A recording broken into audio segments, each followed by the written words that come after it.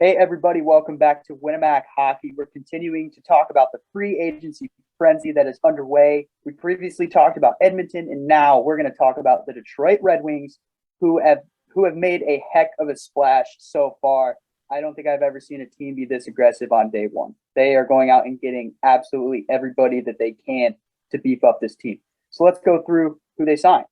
They have Chiarot, Mata, Copp, Husso, Kubalik, and Perron. All of those guys are pretty much proven guys and can make a heck of a difference on the ice. So, gentlemen, let's break it down. How do you think these players are going to impact the Red Wings this upcoming season? Can they take them to the playoffs?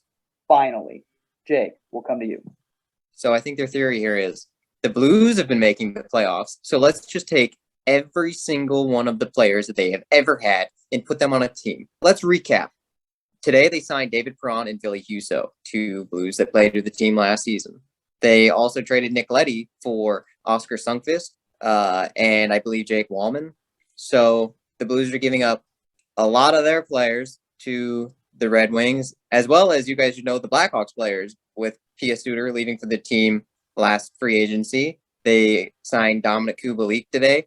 It's just a lot of Blues and Blackhawks on the Red Wings, and I don't think this is the right move for them. They made a lot of great signings, but should they have come out of the rebuild already? I think it's too early. Okay, Matt, what do you think? Are they coming out of the rebuild too early, or do you think these moves are going to be beneficial getting them back to the postseason? I think they did come out a little early, and the reason is I like about half the signings. I think a guy like Chiarot makes sense. A guy like Copp makes sense when you're looking for more depth there at center, and obviously Husso getting a starting goaltender is a big thing. But guys that really confused me is Kubalik and Perron. This is something that I think really kind of haphazardly blocks some of their wingers that are already on the roster. Like guys like Tyler Bertuzzi, who had a really good season this year. A guy like Lucas Raymond, who they're looking to make another jump from his rookie season. Those guys, you thought you'd play them in top six roles this year, but as the roster is, and you're bringing in two top wingers like that, you're going to play them, obviously. You're going to play them a good amount of minutes. And I think that's something that's going to bump those two down the lineup. You could say it's more depth, but at the same point, I think it's more just hurting some of your young players' development. I mean, when you're looking at a guy like Chiarot is more of an offensively led defenseman. And I think playing him with a guy like Mort Seider doesn't make sense. So in that aspect, I think it hurts Mort Seider as well, because if you're not going to be playing him on the top line because you're playing Chiarot, you're going to be playing him on the second pair as well. So I think more so it's just about, like Jake said, it's really upstarting this rebuild when it really didn't need to be, and it's kind of just throwing in guys that are going to give you mad production instead of playing your young guys who give you great production in the future. So signing these wingers, fellas, I have to ask, because Matt, you brought up a good point with Tyler Bertuzzi. There have been some rumors that they will take calls for him to move him, which is kind of crazy to think about. Do you think that these signings might indicate that he could be on the move potentially? Yeah, I think that it definitely indicates that they could be looking to move him still, especially signing as many forwards as they did. One guy I forgot to mention is former Blue Robbie Fab. He just tore his ACL again. But this forward core is massive. I think Matt's exactly right. Why did you sign so many guys when you should be playing your prospects? This was a bad move for the rebuild. I'll say it again.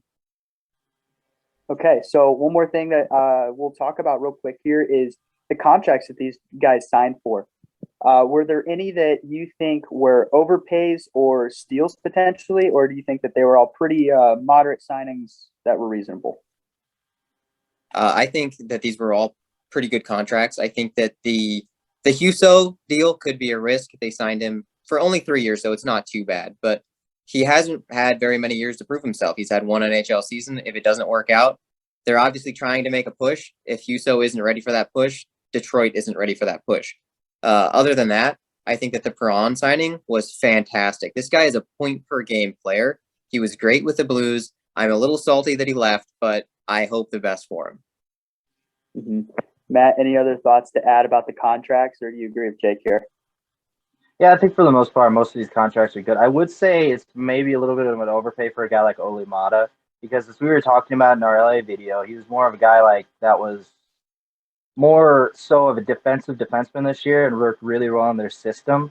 So the fact that they were able to bring him in at 2.25, I think is a little bit of an overpay. because especially since I just expect his production to be down this year, just playing with their defense. I mean, if he's playing with a guy like Ben Chiarot on top, which is what the projections are looking like, I don't know how well he's going to fare there with their system and how they're really an attacking team. He's going to be a guy that's going to be led on the back foot for a lot.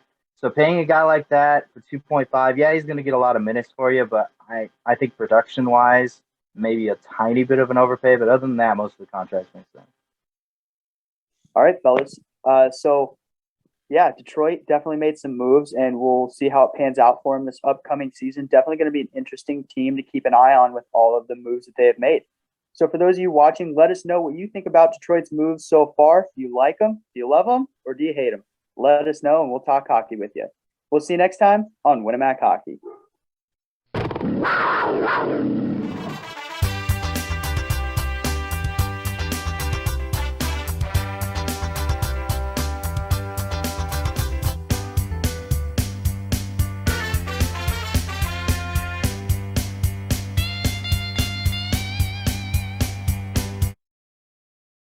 Okay. All right. So Detroit, is it pronounced Chiarot? Yeah, it's Chiarot. Okay, I don't want to screw that up. It's the rod of Chiarot. Chiarot. Chiarot. So they had Chiarot. Benjamin. That's hilarious. Benjamin Button Chiarot.